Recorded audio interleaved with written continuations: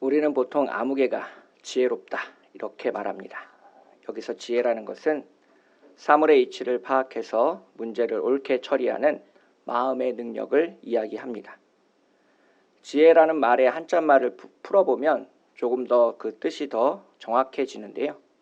날일자 변을 쓰는 지라는 한자는 화살이 관역을 맞추는 것처럼 정확하게 말을 한다는 뜻을 가지고 있습니다. 그래서 사람에게 정확한 지식이 있어 사리분별을 잘하고 그것을 다른 사람들에게 정확하게 전달하는 언변을 가지고 있다는 말이 지라는 말에 담겨져 있습니다. 해라는 한자는 마음으로 빗자루질 한다는 뜻을 가지고 있는데요. 어지러운 것을 정리하기 위해서 우리가 집안을 청소하지 않습니까? 그런 것처럼 삼라만상의 현상 속에서 그 속에 내재된 문제를 파악하기 위해서 마음속으로 빗자루질 하는 것을 이야기합니다. 즉 지혜로운 사람은 4가지 특징을 가지고 있는데요. 올바른 지식을 가지고 있고, 두 번째로 다른 사람들에게 그것을 잘 전달해 줄 수 있고, 세 번째로 마음이 총명해서 문제를 옳게 처리하는 그러한 사람이란 뜻을 가지고 있습니다. 그래서 이 지혜를 얻기 위해서 많은 지식과 경험은 필수적입니다. 이 지혜를 이야기할 때는 병원에 계신 의사 선생님을 머릿속에 자동적으로 떠올리게 되는데요. 지혜로운 의사 선생님은 많은 지식을 가지고 있어서 환자의 정확한 병명을 가려낼 수 있고 그것을 환자에게 전해줄 수 있어야 합니다.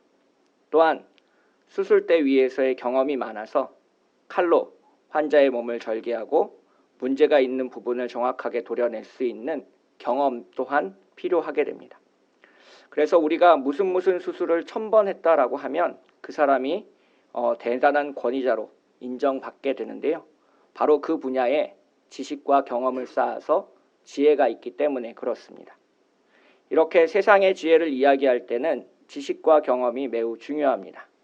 둘 다 시간이 엄청나게 필요한 부분인데요. 그래서 우리가 나이 든 분들을 지혜롭다라고 말하는 까닭도 여기에 있습니다. 하지만 이 인간이 쌓을 수 있는 지혜와 지식과 경험에는 분명한 한계가 있습니다. 어제 우리가 알던 세상과 내일 우리가 살아갈 세상이 분명히 다르기 때문에 그렇습니다. 그래서 어제 성공했던 그 법칙이 내일도 성공할 수 있으리라는 보장을 우리는 가질 수 없기 때문에 그렇습니다. 한때 유명했던 필름 회사였는데요. 코닥이라는 미국 회사를 아십니까? 1980년대 필름 카메라가 전성기를 달리고 있을 때 필름을 만드는 회사로 업계 1위였습니다. 매출의 80%를 이제 필름으로 이제 내는 그런 업체였는데요. 그런 세계적인 업체가 지난 2012년에 법정에 파산 신청을 하게 됩니다. 업계의 생태계가 많이 변화했기 때문에 그런데요. 더 이상 사람들은 이제 필름 카메라를 쓰지 않게 되었습니다. 디지털 카메라나 휴대폰으로 필름 없이 사진을 찍고 인화하고 인터넷에 사진을 마음껏 업로드할 수 있기 때문에 그렇습니다. 코닥이라는 기업은 필름을 만드는 수많은 지식과 경험을 가지고 있었지만 그 지혜로 자신의 미래를 내다보지는 못했습니다. 그래서 그 법정 관리를 하게 되는 비운의 운명을 맞게 되었는데요. 반면에 필름 만드는 회사로 두 번째 위치를 차지하던 회사가 있습니다. 일본 기업이었는데요. 후지필름이라는 기업을 아실 겁니다. 이 후지필름은 카메라 시장이 변화될 것을 예측하고 자신이 가지고 있는 지혜와 지식과 경험을 이용해서 혁신을 꾀했습니다. 필름을 만들면서 많은 노하우가 쌓였는데요. 정밀화학 분야에서 이 후지필름은 세계적인 특허를 가지고 있었습니다. 그러한 특허들을 이용해서 이제 후지필름은 화장품을 만들고 의료기구를 만드는 회사로 탈바꿈하였습니다. 현재도 카메라를 만들고 있고 필름도 생산하고 있지만 그것은 회사 매출의 채 10%가 되지 않습니다. 변화하는 미래를 예측하고 거기에 맞춰서 자신을 변화시킬 줄 아는 것이 진정한 지혜라는 것을 보여주는 아주 좋은 예라고 할 수 있겠습니다.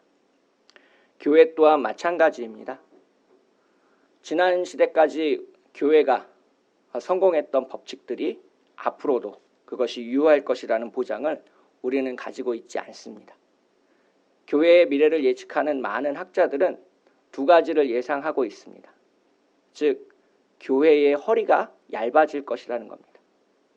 그동안 한국교회는 중형교회, 소위 이른바 500명, 1000명 되는 교회들의 부흥을 통해서 엄청난 양적인 성장을 해왔습니다. 이제는 그러한 양적인 성장이 멈추고 이제 부익부 빈익빈의 시대로 접어들 것이다라고 이야기를 하고 있습니다. 그래서 앞으로 먼 그리고 가까운 미래에 생겨나게 될 교회들은 큰 교회의 프랜차이즈 교회들이나 혹은 작고 건강한 교회들이 주류를 이룰 것이다라고 예측하고 있습니다. 그러한 미래를 예측하고 교회의 미래를 준비하는 것이 진정한 지혜가 아닐까 생각을 해보았습니다. 고린도전서 3장을 보면 사도 바울 또한 지혜를 이야기하고 있습니다. 고린도전서 3장 18절, 19절, 20절을 보시면 아무도 자신을 속이지 말라. 너희 중에 누구든지 이 세상에서 지혜 있는 줄로 생각하거든 어리석은 자가 되라. 그리하여야 지혜로운 자가 되리라. 이 세상 지혜는 하나님께 어리석은 것이니 기록된 바 하나님은 지혜 있는 자들로 하여금 자기 꾀에 빠지게 하시는 이라 하셨고 또 주께서 지혜 있는 자들의 생각을 헛것으로 아신다 하셨느니라. 아멘. 즉 우리가 지혜를 자랑할 것이 아니라 지혜를 어리석은 것으로 여길 줄 아는 겸손한 미덕이 필요하다는 것을 고린도전서 3장에서 사도 바울은 강조하고 있습니다. 그만큼 지혜에서 교만으로 넘어가기가 매우 쉽다는 것입니다. 세계 최대의 반도체 기업은 인텔이었습니다. 컴퓨터의 핵심 부품인 CPU를 만드는 독보적인 세계적인 기업이었는데요. 하지만 지금 현재 인텔은 더 이상 세계적인 기업이 아닙니다. 이 인텔이라는 회사가 내리막길을 걷게 된 가장 큰 이유를 학자들은 교만이라고 분석하고 있습니다. 자신이 최고라는 생각에 새로운 지식을 받아들이고 새로운 문제에 도전하는 경험을 멈췄기 때문에 인텔은 내리막길을 걸어가고 있습니다. 기술 분야에 투자하기보다는 인력 고용을 줄여서 영업이익을 최대로 뽑아내는 것에 지난 10년 동안 인텔은 노력했고 이러한 교만은 자신의 미래를 내다보지 못하는 멸망의 길로 인도하게 되었습니다. 오늘 우리가 읽은 이 고린도전서 1장에서도 지혜를 말하고 있습니다. 제가 이 지혜라는 한자말을 검색하다 보니까 그런 단어가 나오더라고요. 슬기로울 지자에다가 은혜로울 해자를 쓰는 지혜가 있었습니다. 즉, 이 지혜라는 말 속에 은혜를 알다라는 말도 포함되는 것입니다. 아마도 오늘 본문 속에 등장하는 지혜는 은혜를 아는 그런 지혜가 아닐까 합니다. 오늘 본문 18절에서는 두 부류의 사람이 등장합니다. 멸망하는 자들 그리고 구원을 받는 우리들입니다. 여기서 구원을 받는 우리들이라는 표현을 조금 더 자세히 살펴볼 필요가 있는데요. 이 구원은 완성형이 아니라 현재 진행형이기 때문에 그렇습니다. 그래서 본문을 더 정확히 표현하면 구원을 받고 있는 우리들이라는 뜻입니다. 아직 구원이 완성되지는 않았지만 성화의 길 속에서 구원으로 향하고 있는 순례자로 우리가 서 있다라는 것을 분명히 강조하고 있습니다. 반대로 멸망하는 사람은 십자가의 도를 알지 못하는 사람들입니다. 예수 그리스도께서 십자가에 달려 죽으셨고 그 예수께서 3일 만에 부활하셨다. 예수님께서 십자가에 달리심으로 말미암아 우리의 죄가 용서를 받았다. 우리는 그 십자가의 보혈과 하나님의 은혜가 없이는 아무리 열심히 노력한다고 해도 죄인일 뿐이다. 인간의 힘으로는 그 죄의 문제를 풀 수 있는 지혜와 방법이 이 세상에는 없다. 이러한 사실들을 깨닫지 못하는 사람들이 멸망하는 사람들입니다. 그래서 이 멸망하는 사람들에게 십자가의 도는 미련한 것입니다. 왜냐하면 우리가 보통 생각하고 있는 지혜는 삶을 윤택하게 해주고 삶을 풍성하게 해주는 도구이기 때문에 그렇습니다. 자동차를 타고 목적지를 갈 때 내비게이션을 켜고 가면 더 빨리 도착할 수 있습니다. 막히는 길을 우회해서 우리에게 안내해 주기 때문에 그렇습니다. 그러한 내비게이션의 지혜를 이용해서 우리는 시간을 절약하게 되고 우리의 삶을 더 풍요롭게 살아갈 수가 있습니다. 그래서 우리가 지혜라는 말을 떠올릴 때 기본적으로 지혜는 우리의 삶에 도움이 되어야 된다는 전제를 깔고 있습니다. 그런데 십자가 위에서 죽는 것은 우리의 삶을 직접적으로 풍요롭게 해주지는 않습니다. 그 십자가가 우리에게 먹을 것을 주거나 길을 알려주지는 않기 때문에 그렇습니다. 더구나 자기 십자가를 지고 예수를 따르라는 말씀은 이 멸망하는 사람들에게 도저히 이해할 수 없는 것이 됩니다. 자신의 삶에 도움이 되는 것이 하나도 없는데 일주일에 한 번씩 예배를 드리고 자신의 소득에서 일부분을 떼어서 드리는 우리 같은 사람들을 도저히 이해하지 못하고 있습니다. 그들의 관심이 오직 이 땅 위에만 머물러 있기 때문에 그렇습니다. 이 세상이 가진 지혜의 한계는 분명합니다. 땅 위에서의 윤택한 삶, 땅 위에서의 더 풍요로운 삶을 찾는 것이 지혜의 근본입니다. 그러나 21절에 나온 대로 하나님의 지혜에 있어서 이 세상이 자기 지혜로 하나님을 알 수 있는 방법은 존재하지 않습니다. 세상의 지혜로 아무리 많은 경험과 지식을 쌓는다고 해도 하나님을 알 수 있는 방법은 없습니다. 우리가 하나님을 알고 하나님을 믿고 예수 그리스도를 고백하고 성령의 도우심으로 말미암아 탄식하며 기도하고 최종적으로 하나님 나라에 들어가는 것은 우리에게 은혜이며 신비입니다. 하나님은 전도에 미련한 것으로 믿는 자들을 구원하기를 기뻐하셨습니다. 이 전도에 미련한 것이 무엇인지 아십니까? 여기서 미련한 것은 허튼 소리를 의미합니다. 논리적으로, 이성적으로, 합리적으로 도저히 납득이 되지 않는다는 뜻을 담고 있습니다. 십자가 위에서 죽은 예수가 어떻게 우리의 구원자, 메시아, 그리스도가 된다는 말이냐? 사람들이 도저히 받아들일 수 없는 사실이었습니다. 우리에게 이 십자가는 매우 친숙한 것이고 따뜻한 것입니다. 저 십자가 위에서 예수 그리스도께서 피를 흘리셨기 때문에 내가 구원받았다는 생각을 하면 가슴이 뭉클해지기도 합니다. 그래서 우리가 생각하는 십자가는 따뜻한 것이고 뭉클한 것입니다. 하지만 지금 현재 사도 바울이 편지를 쓰고 있는 1세기 십자가의 이미지는 그렇게 환영받지 못했습니다. 제가 아는 조직신학 교수님께서 이런 말을 한 적이 있습니다. 예수 그리스도의 십자가는 정치적인 스캔들이다. 스캔들이라는 말을 한 번쯤 다 들어보셨을 겁니다. 연예인들이 사고를 쳤을 때 등장하는 단어가 스캔들입니다. 연예인 누구누구가 교통사고를 범했다. 불륜을 저질렀다. 그럴 때 쓰는 단어가 스캔들입니다. 그래서 그 매우 부정적이고 혐오스러운 사건을 의미할 때 스캔들이라는 단어를 쓰게 됩니다. 그런데 예수님의 거룩한 십자가를 이야기할 때 스캔들이라는 단어를 쓰게 되면 뭔가 어색하고 불만이 생겨나게 됩니다. 실제로 그 교수님이 이렇게 선포하고 설교를 하고 나서 한 장로님께서 찾아오셔서 그렇게 질문했습니다. 예수님의 십자가에 스캔들을 붙이는 건 좀 아닌 것 같습니다.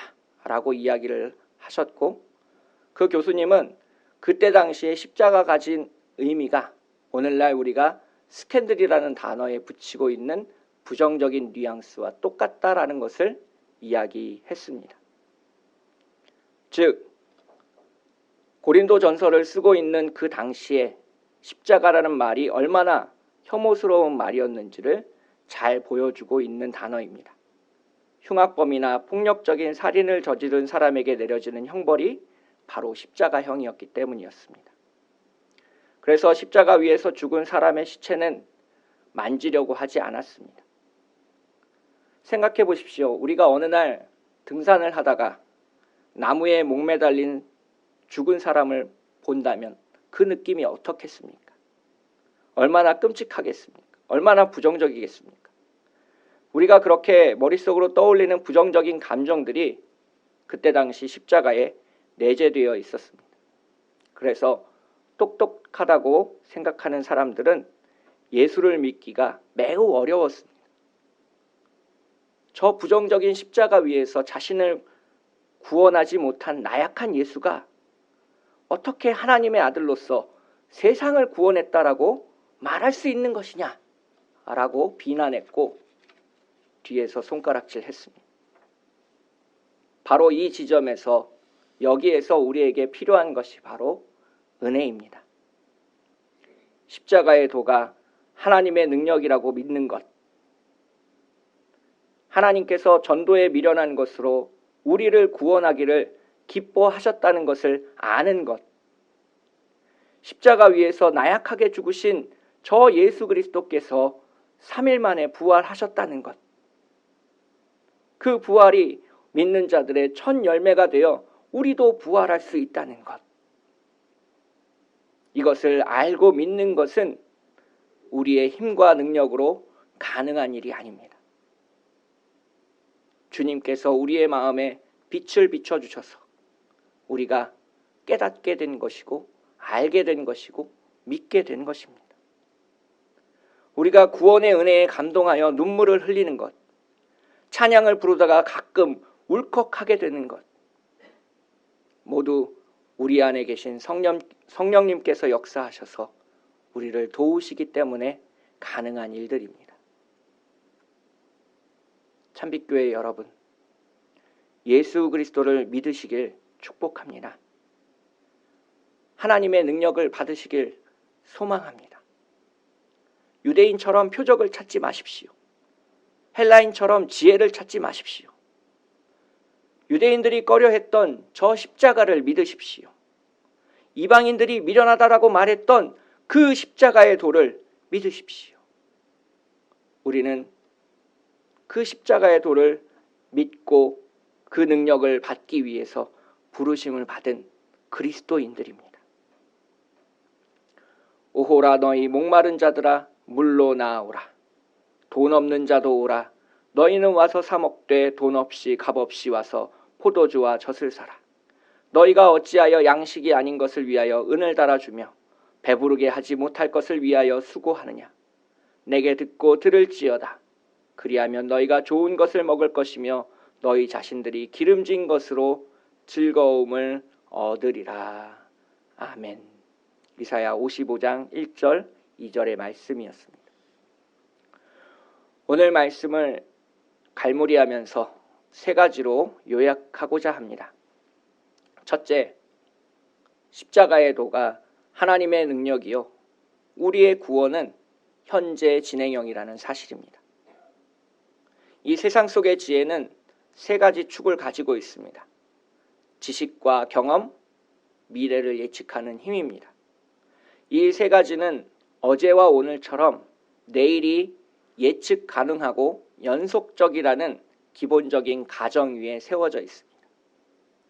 내일 갑자기 하나님께서 홍수로 이 세상을 심판하시거나 유황불로 이 지구를 불태워버리신다면 우리가 가지고 있는 경험과 지식과 지혜는 모두 쓸모 없어져 버리게 됩니다. 그래서 세상의 지혜를 추구하지 않고 십자가의 도를 믿고 하나님의 능력으로 구원받는 우리 모두가 되시기를 축복합니다.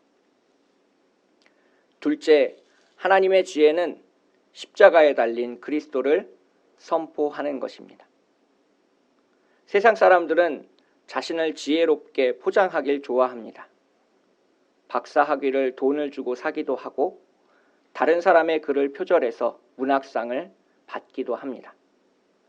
자신의 삶을 더 아름답고 윤택하기 위한 방법으로 지혜를 사용하려는 사람들이 많이 있습니다.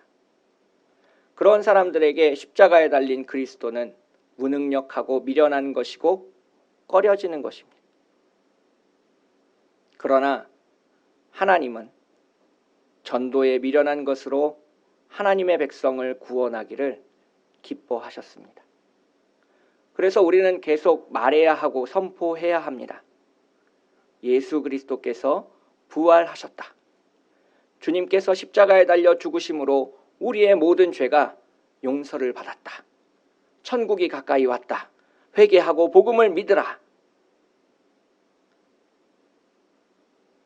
그들은 분명 듣지 않을 것이고 우리를 싫어할 것입니다. 하지만 우리는 외쳐야 합니다. 그 미련한 우리의 행동을 통해서 하나님께서 한 영혼이라도 더 구원하기를 기뻐하시기 때문입니다. 마지막으로 세 번째, 예수 그리스도가 우리에게 하나님의 지혜요, 하나님의 능력입니다. 우리는 미래를 예측해서 투자하기를 좋아합니다. 합리적인 투자, 이성적인 투자를 하려고 노력합니다. 하지만 그리스도인은 믿음의 관점으로 세상을 바라볼 필요가 있습니다. 이성적으로, 합리적으로, 논리적으로 나에게 더 도움이 되는 것을 찾기보다는 하나님께서 우리에게 원하시는 어리석음, 미련한 것이 무엇인지 찾고 발견해야 합니다. 겉옷을 내어달라는 사람에게 속옷을 내어주고 왼뺨을 때린 사람에게 오른뺨을 내미는 것은 미련한 것이고 어리석은 일입니다. 오리를 걸어달라는 사람에게 십리를 동행하는 것은 합리적이지 않습니다. 그러나 그것은 분명히 예수님께서 원하시는 것입니다. 예수님께서 원하시고 그것이 하나님의 뜻이라면 우리는 언제든지 그 어리석고 미련한 일들을 행할 준비가 되어 있어야 됩니다. 여기 제 뒤에 십자가가 있습니다. 저 십자가가 유대인처럼 꺼려지는 것입니까? 아니면 헬라인처럼 미련한 것입니까? 아니면 오늘 본문에 등장하는 부름받은 사람들처럼 저 초라한 십자가가 하나님의 능력이요, 하나님의 지혜요, 우리를 구원하는 힘이라고 고백하실 수 있겠습니까? 함께 기도하겠습니다. 사랑과 은혜가 풍성하신 하나님 아버지, 주님의 은혜를 믿고 오늘도 나아갑니다. 세상의 지혜를 가지고 세상 속에서 분투하려고 노력하는 우리의 어리석음을 보게 됩니다. 우리가 붙잡아야 되는 그 십자가는 놓쳐버리고 세상에 말하는 부와 명예와 권력들을 잡으려고 아둥바둥 살지는 않았는지 되돌아봅니다. 주님, 십자가의 도로 우리를 깨우쳐 주시고 전도에 미련한 것으로 우리를 불러주시고 하나님의 능력과 하나님의 지혜를 더하셔서 이 세상을 구원할 수 있는 참 교회가 되도록 인도하여 주시옵소서. 거룩하고 아름다우신 우리를 사랑하시는 예수님의 이름으로 기도합니다.